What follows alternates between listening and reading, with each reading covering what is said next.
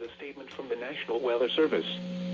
For the following county, Fairfax, Virginia, and the Virginia Independent City of Alexandria, the National Weather Service in Sterling, Virginia has issued a flood warning for East Central Fairfax County in Northern Virginia, the City of Alexandria in Northern Virginia, until 12:15 a.m.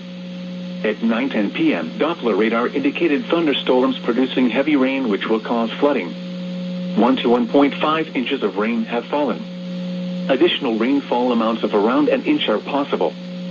Some locations that will experience flooding include Alexandria, Annandale, Springfield, Fort Hunt, Groveton, Huntington, Burke, Lincolnia, Franconia, Hyba Valley, Lake Barcroft, West Springfield, North Springfield, Hayfield, Ravensworth, and Jefferson Manor.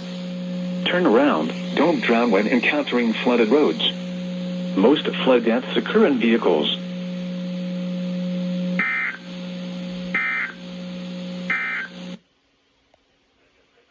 Radio All Hazard Station KH